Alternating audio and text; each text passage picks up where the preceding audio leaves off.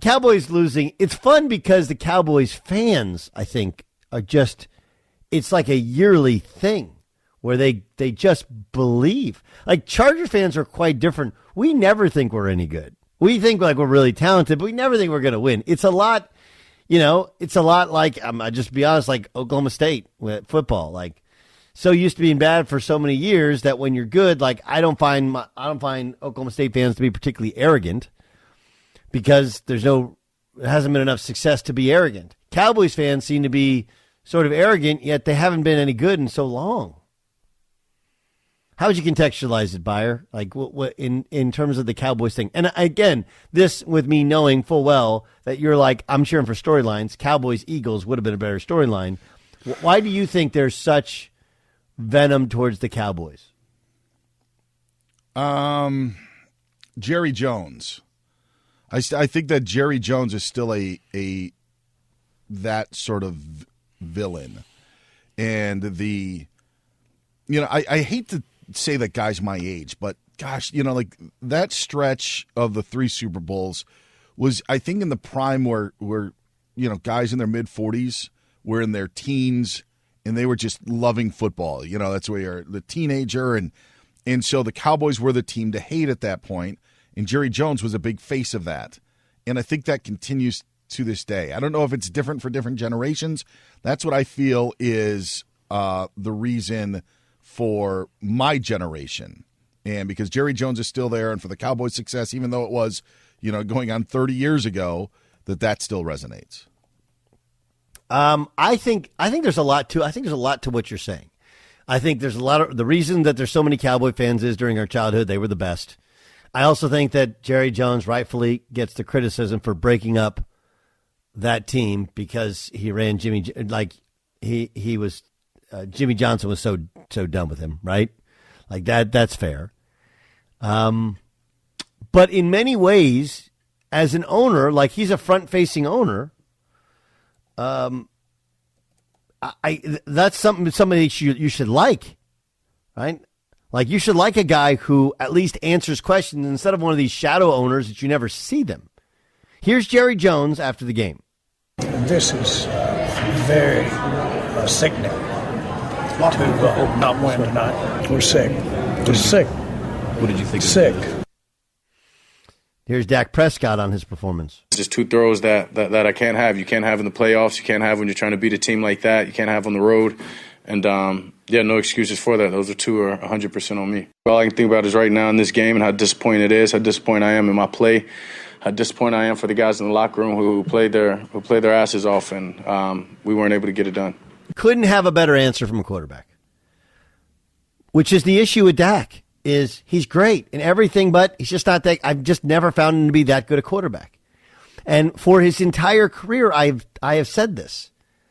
It's like, again, there are times in which he plays really well. He's just not that good a quarterback. He's way better than anyone ever thought he was going to be coming out of Mississippi State.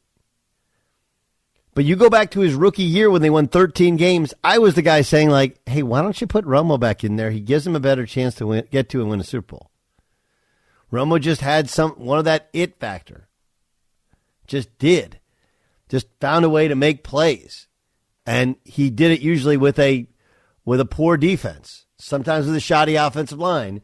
And when Dak came in, he had everything going for him and played well. Dak has, in terms of checking boxes, he checks almost all of them. All the intangible things you want. It's the tangible things that are missing. The start of the year when he went down with an injury, I said, like, look, everybody's worried about playing without him. Like, they're not that good with him because he has to have overwhelming talent. And even then, and we should also give credit to the Niners. Like, that's an awesome defense.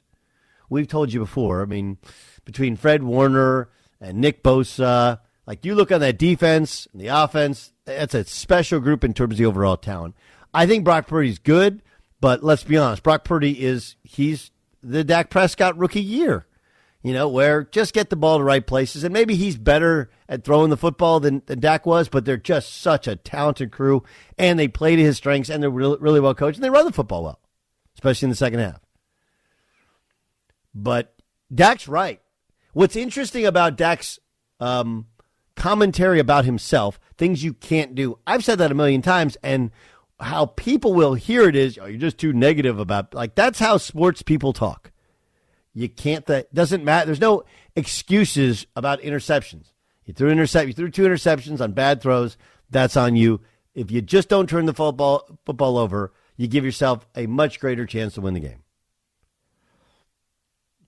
And so you're left with the Dak problem, which is he's under quarterback. You're not trading him. You went all in on him, but he's good to a point, and there's the point. That's the difference between the top tier and that next tier. He's a good quarterback. He's not great. He's a great dude, but the world doesn't necessarily make great dudes automatically winners. That's not the way it works.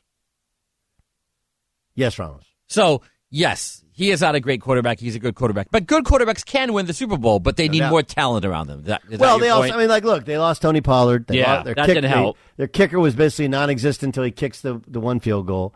The punter got hurt as well. And you're playing against a really good team.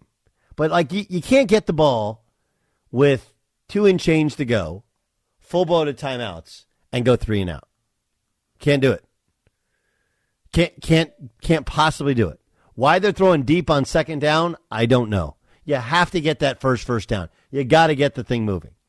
And maybe the philosophy is we'll take a shot early. That way, if we don't get it, we kick the ball, we get it back or whatever, which they end up doing. I mean, it took a brain fart from the Niners not getting out of bounds on a first down run to even get them back the ball. There were so many brain farts at the end of that game. Like, everyone knows stay in bounds, except Mitchell, who played well in the second half. I don't know.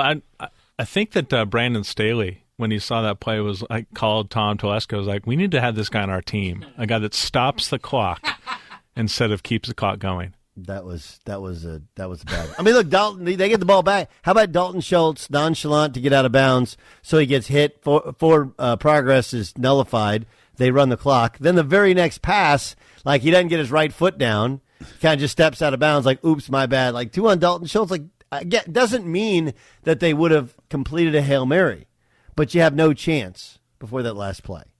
Dak taking the sack with 2:40. Greg Olsen was spot on in pointing out that now you got to get your punt team on, and you have to figure out a way to get this punt off before the 2-minute warning. So you get the extra timeout. Yes. And they did. Well, they did because I think it was Ray McLeod who caught the punt way for a fair catch with like 2:06 to go or something like that. So if you just let the ball bounce, it probably runs to under. Right. You know. It was like Dumb and Dumber out there. Yes. It was Dumb and Dumber out there. Like, they barely get the kickoff. It should have gone to the 2-minute warning. Raymond McLeod gets a fair catch. Like, what are you doing? Then the Niners get the first down and don't get out of bounds. And then the Cowboys get the ball back, and why they're rolling him out the first play instead of what they did the second and third down, which is just throw the ball to Schultz out there in the flat and get out of bounds, just kind of matriculate the ball down the field till you get to the 40 or 50, and then you take a deep shot. And then Schultz doesn't get out of bounds, instead gets hit, so the clock runs, and then he doesn't catch the ball the next one because he doesn't put his right foot down. Like, it was a comedy of errors. It was such poorly played football at the end in terms of the little things of football IQ. So, like, we had a game. I had a high school softball game I coached last week, and it's like the second game. It's a scrimmage game of the season, and there was a couple plays where we should have went home, but we didn't.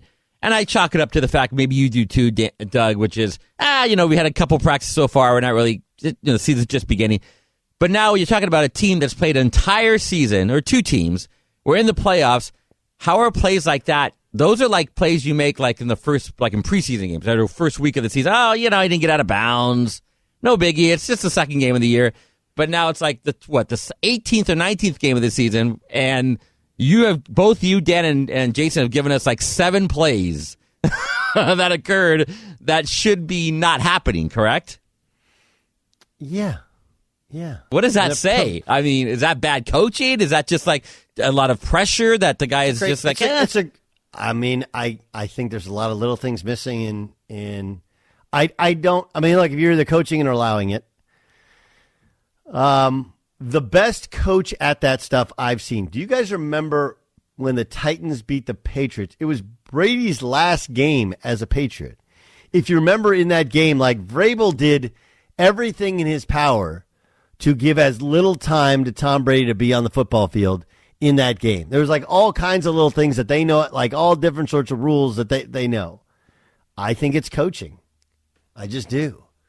I think a lot of times we coach big things when little things can win you and lose you games. It's some of the stuff you got to learn at a lower level, but yeah, like you gotta learn it. You got to be taught it. I mean, in many ways, that last play is a microcosm of like they drew up some creative play of getting Zeke on the field, and then they forgot the fact that you could just knock Zeke into next week by having him play center. Oh, painful. And conversely, the Eagles, like Nick Sirianni annoys the crap out of me. Like That's agreed. Dude, Agreed. I'm like, what is wrong with you, dude? What, like literally, you're like a fanboy out there. You're like grabbing your nuts, and the chain gang is talking to you. The ref is like, you can't be down here, and he starts cursing him out. Like everything about him is annoying. On the other hand, they look incredibly prepared.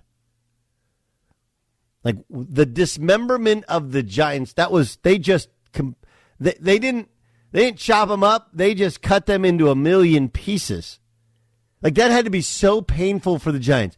There wasn't one single play, those first couple drives, that was a negative play. Like it was incredible how much better they were than the Giants. But I mean, again, I do think pressure brings some of that on. I think, inexperience in situations. I think some of it is coaching. Some of his team leadership. You got to, like Brock Purdy, you got to go like, hey, dude, you get a first down, stay in bounds. Stay in bounds. Like Dalton Schultz, like, dude, you play a lot of football. You don't know that you have to get forward momentum. Instead, you let your foot off the gas. I think a lot of that is that, you let things go. You let things slide. And that's what happens. But as Dan Beyer pointed out, it wasn't one thing. It wasn't one team. It was both. And there was just a lot of brain flatulence all over the football field. All over the field. Man, are the Niners good. Man, is Pat Mahomes and the Chiefs good. What a win for the Bengals. We even talk about the Bengals. We need to talk some about them. And then the Eagles were utterly and completely dominant, no matter how annoying Nick Sirianni is. And he is annoying.